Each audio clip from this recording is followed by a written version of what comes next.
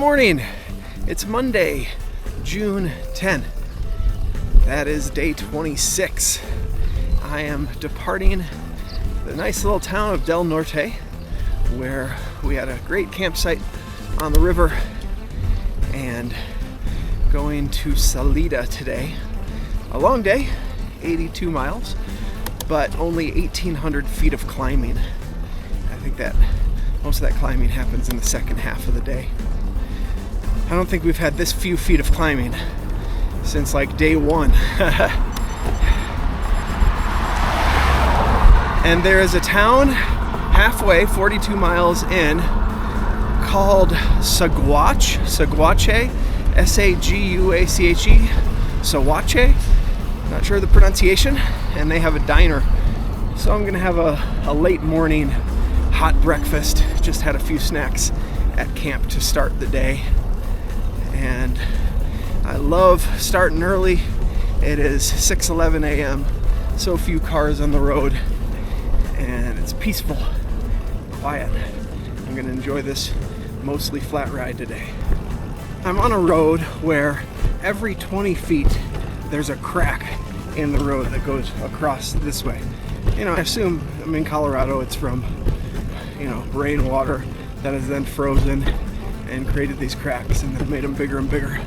But it means that about every 5 seconds, salam, salam, salam, salam. It was fun and games for the first mile, but I've been on this for 9 miles, and it's getting old, and I'm trying to find the spots in the pavement like where it's less, and it just doesn't work. Salam, salam, salam, salam, salam. So that's what I'm dealing with this morning. This is what I'm talking about. Riding across one of these every 20 feet is not very enjoyable. Salam, salam. Now I'm all curious. Why is it salam, salam? Why is it every 20 feet? Because you'd think these cracks could happen anywhere. So I would expect, there's some places where it's every 2 feet, there's some places it's every 80 feet, and everything in between. But it's like super consistent. Like, obviously I'm not bringing out a measuring tape here to measure it, but what would cause that? Is there something in the construction of the road that something happens roughly every 20 feet that makes that part of the asphalt more prone to get those cracks? Any road construction workers out there who are, the 5 people besides my mom and dad watching these videos, who are road construction workers and can enlighten me on that, I would love to know the answer.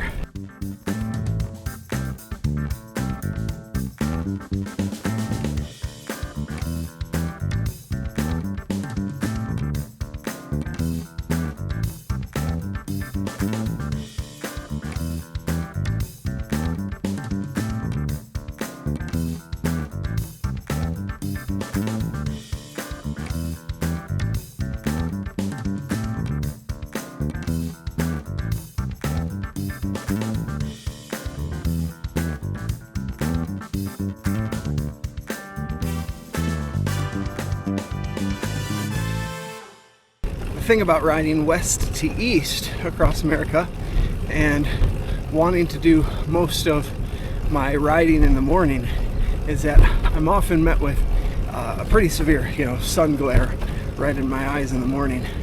But thankfully this morning we have this nice cloud cover to my east, so the sun's still there, but it's not blinding. Don't even need to put my sunglasses on, which is pretty rare for the morning. That's been nice. I'm about to turn off of Speed Bump Road, hoping the next road I'm turning onto is not like this one. Glory, glory, hallelujah. I've turned from Speed Bump Road 112 onto 285 North in Center, Colorado, and it's smooth. No cracks. I'm wondering, I don't want to sound like a complainer. I don't want to be a complainer. I'm wondering if you took 100 independent, unbiased people and had them ride that, 13, 14 mile stretch that I was on, at the end, how many of them would say, you know what, yeah, that was really aggravating, all those bumps? Or would the majority of them say, what? Oh, I didn't even notice the bumps. I don't know where I fit in there. And it's hard for me to picture in my mind what the sample of 100 independent observers would think of that and how it would compare to my thoughts on it.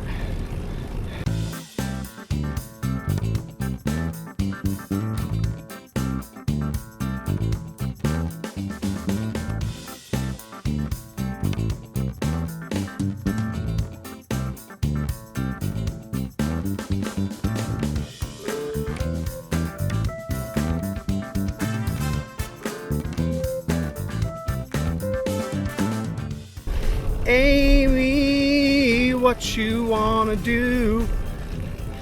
I think I could stay with you. Look at this cute town lost in time. Saguache, Colorado. When I go into the diner, the first question I'm gonna ask is how to pronounce this town. Nice little pit stop in Saguache, and this is homemade carrot soup. Oh, it's warming me up nicely. The town is pronounced Saguache, and I'm sure I've been mispronouncing Salida as Salida, but it is Salida, the town I am staying at tonight. 45 miles away, and about 1,600 feet of climbing remaining. We have one summit to climb today. Just saw a sign that said the summit is 5 miles away, and should be a piece of cake after Wolf Creek Pass.